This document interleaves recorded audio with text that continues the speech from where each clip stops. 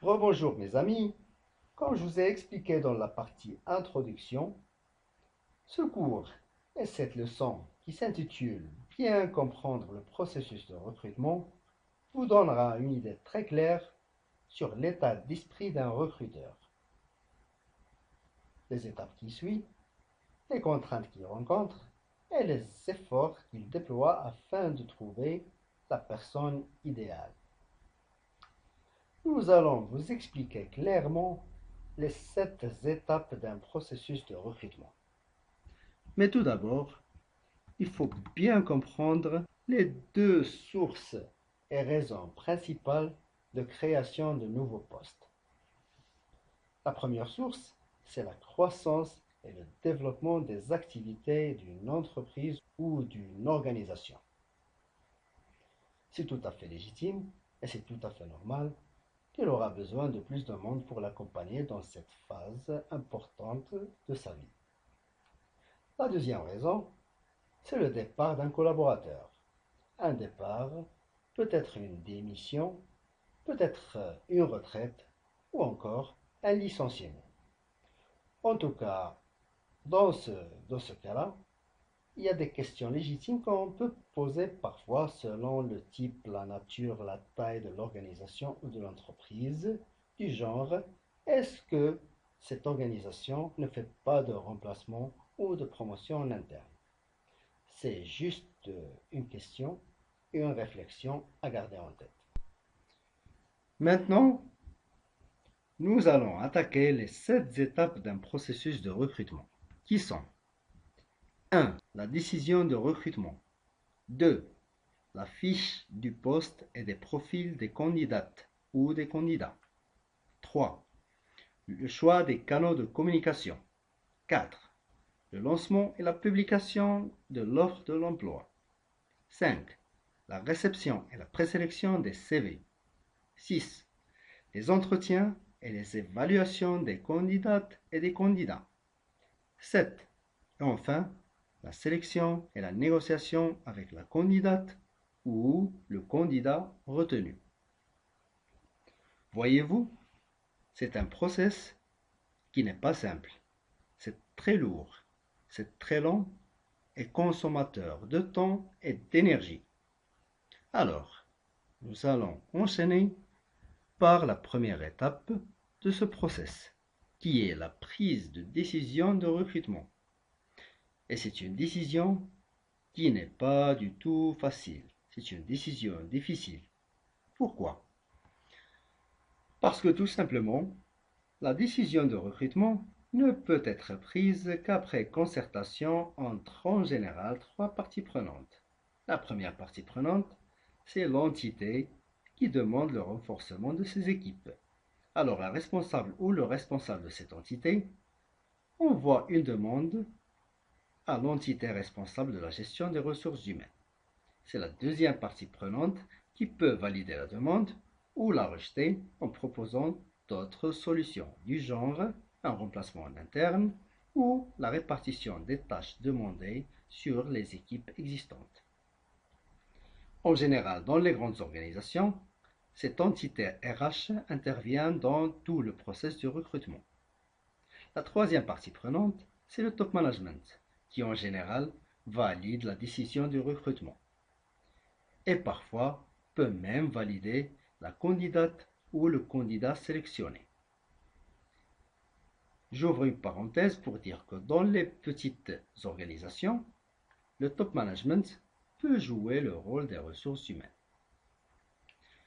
Alors, après plusieurs allers-retours, plusieurs discussions et plusieurs réunions, cette décision de recrutement peut finalement être prise. Ensuite, nous passons à la deuxième étape, qui est l'élaboration de la fiche du poste et des profils des candidats recherchés. C'est une étape qui nécessite un travail soigneusement fait. Et pendant cette étape, le RH ou les responsables des ressources humaines prennent le lead et en concertation avec l'entité qui demande le renforcement, ils élaborent la fiche du poste à pourvoir.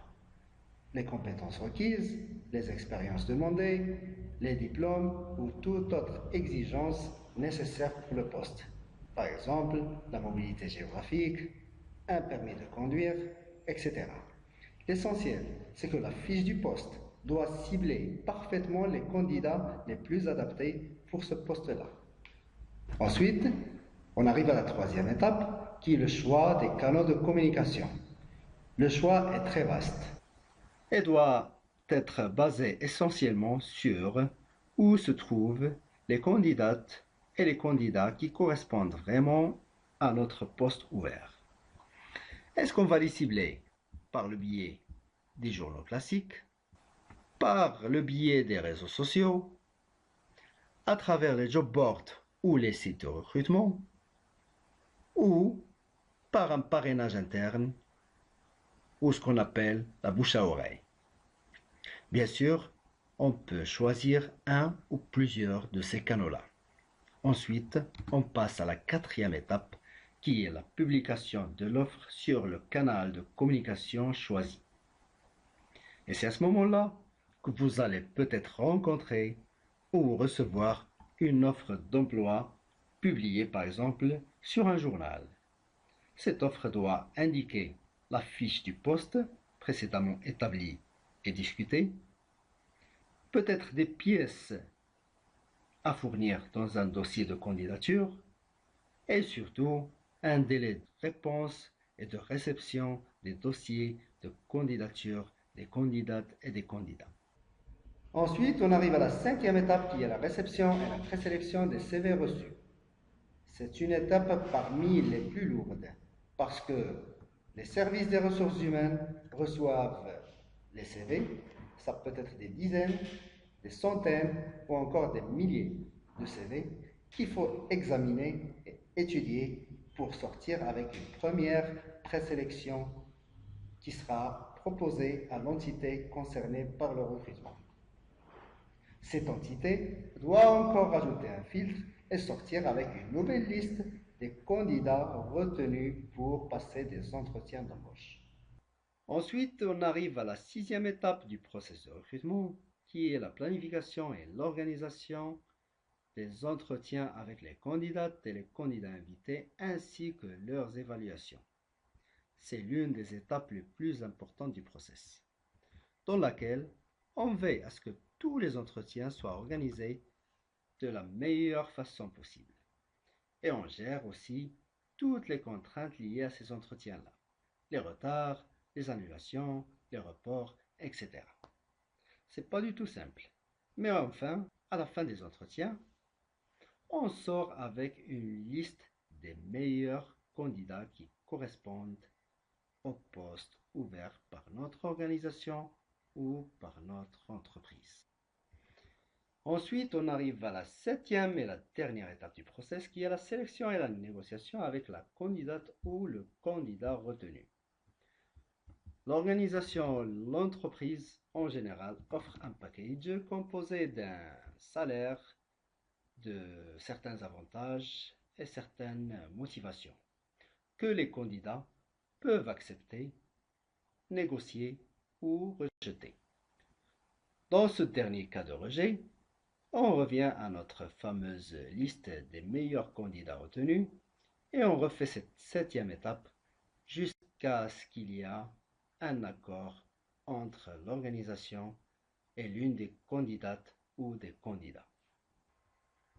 Voyez-vous les amis, le process de recrutement est un process très pénible. Ça ne prend pas des jours, ça prend des semaines, sinon des mois. C'est un vrai marathon que court un employeur avant de trouver la perle rare qu'il recherche. De votre côté, vous avez très bien compris le process de recrutement. Alors, profitez-en pour vous distinguer. Profitez-en pour faire le premier pas vers votre succès professionnel. Bon courage.